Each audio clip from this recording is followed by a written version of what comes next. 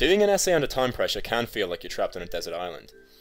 You don't know where to start, you're not sure where to go, and you don't know if there's anybody there to help you. Not least, it's pretty hard to see how you're going to get to the end in one piece. A little bit like the characters in Lord of the Flies. There are ways you can help yourself though. Good planning thinks about the answer to the question before you start writing it. It also organizes your paragraphs before you put them down on paper. Great planning finds the evidence that you need before you start, and also evaluates your points so you know which are your best. Top tip number 1, answering the question. Have a look at this question from the English literature paper about the character of Jack in Lord of the Flies. Let's have a go at planning it now. Certain things will always help you to think about Lord of the Flies answers, and these are some of them.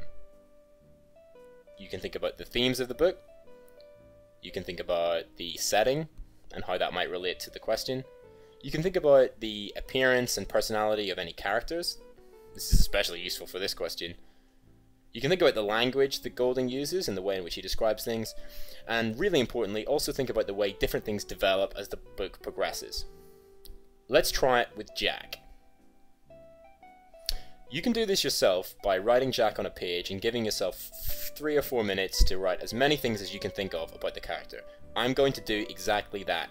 Pretty much just brainstorming. Let's go.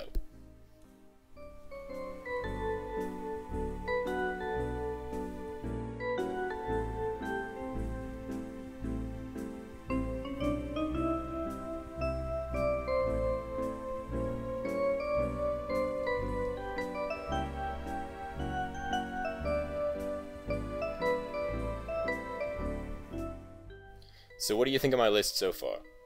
It's pretty much just random ideas at this stage, but it is good to get as many down as possible. Now we move on to top tip number 2, organizing these into paragraphs. Remember the question, we're talking about Jack and how Golding presents him. I've decided on 3 paragraphs. I know that under time pressure, if I've only got 45 minutes or 40 minutes, I'm not going to be able to write more than 3 paragraphs, so I'm going to be realistic.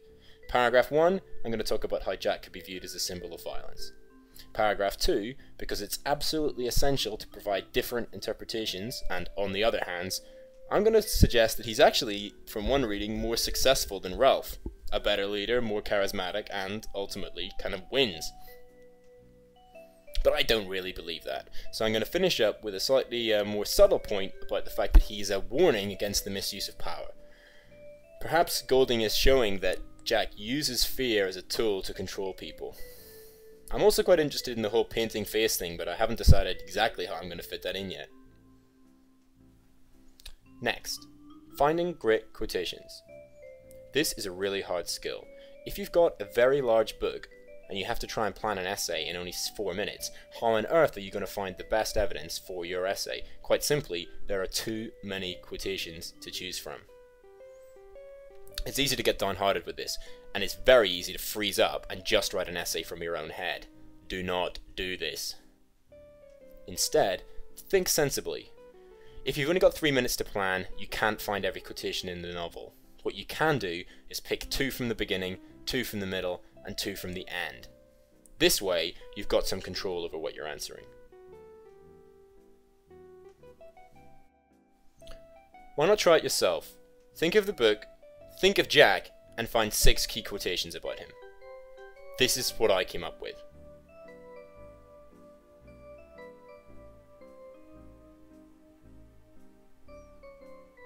The first one I thought about was whenever Jack explores the forest on his own. I could have looked at the very beginning when he appears on the beach, when he's described as the choir boy, and when they have the first meeting, but this I thought was probably the most important thing to start with. See if you can spot my ones from the middle and my ones from the end.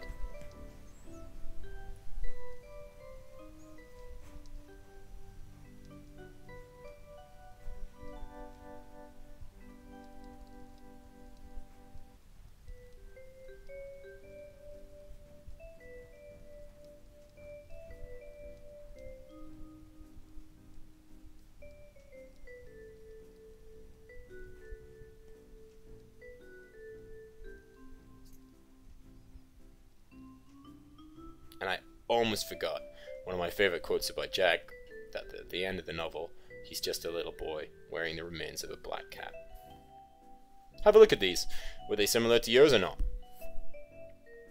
Tip number 4, evaluating. Evaluating is a slightly higher end skill, and examiners and readers love it. It shows that you've got a real opinion and that you're in control of everything you're doing. Evaluating is pretty much just saying something is important, something else is important, but this is the most important thing. Or this is important, but this is more important.